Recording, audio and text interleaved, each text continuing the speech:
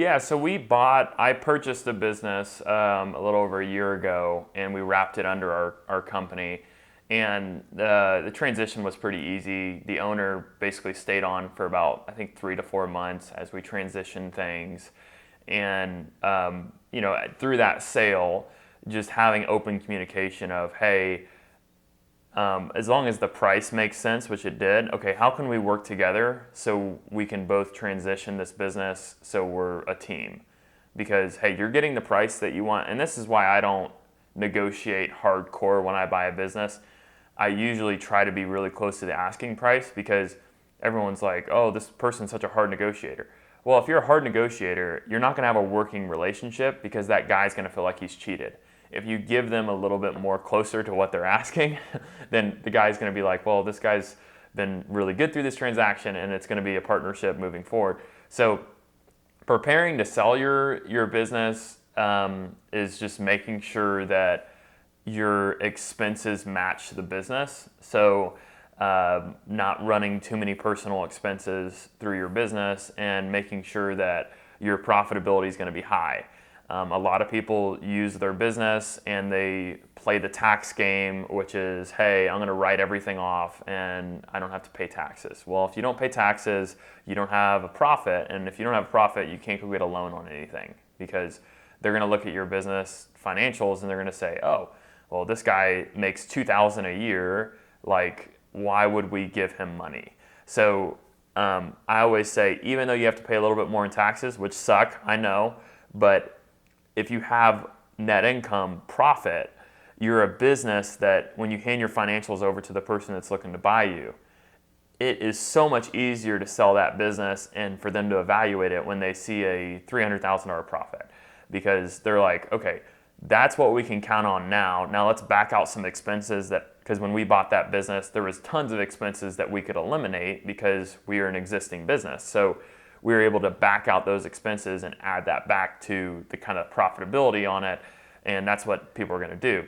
But when you're really exiting a business, there's kind of two different potential buyers. There's independent buyers, which is just another local business in town, another person, individual person, and then there's private equity. And a lot of people don't know about private equity, but the nice thing about private equity is they're going to buy your business for probably a little bit more than the independent market. And they're going to give you a percentage of that, maybe 70, 80% upfront in cash. And then you have the option to take the 20 to 30% in equity in their private equity company. So what a private equity company does is they buy companies, and let's say they bought you at 5 times EBITDA. Let's say your net income's 200 grand, they bought you for $1 million.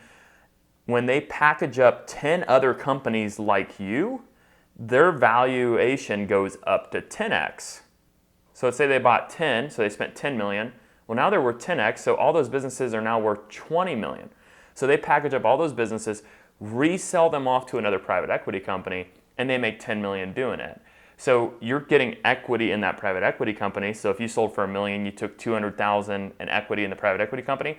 They usually go 2x to 3x. So let's say they did 3x of 200K. That's 600 grand that you could cash out for, or you could leave it in to the next fish. The next fish will probably allow you to leave it in and carry that equity into their private equity company. So selling to private equity, you usually have to stay in your business for a number of years, and usually it's like 3 to 5 years, and you're continuing to run your business, but you got your cash. So the nice thing about doing this is you're taking your risk off the table, right? Because you don't own the business anymore, and you're getting capital up front. They usually hold a little bit of capital just in case you just completely derail your business. And you got that sum of money, and then you're usually still getting a small salary for continuing to run that business. So, and you get the equity in the private equity company, which gives you more money than if you sold to the independent guy. So a lot of people are scared of them because they're the guys in the suits. But I always say, like, hey, there's over, I think, $2 trillion of private equity money that is not deployed, which means people have given money to people and they've said, I want you to go buy businesses and double my money, right? $2 trillion has not been used to go buy businesses, okay? So what I'm trying to say is there is so much activity in this space, and you can take advantage of it by building the right business that private equity companies like to go after. So you build it up to a point, sell it off, then turn around, start another business, build it up to a point, sell it off. Because the nice thing is, and how do private equity companies make money? Okay, right. So they sell off that portfolio of businesses, and then when they buy you, they give you tools, technology, all these things to help grow your business that you needed but didn't have, right? It's kind of like going to Sam's Club. You're able to buy 4 packs of toothpaste instead of 1 at Walmart. So they're able to provide all these packages and tools because collectively at a whole level, they have more money to invest in that. And it's like collective bargaining. They have all those tools because they have a lot of businesses.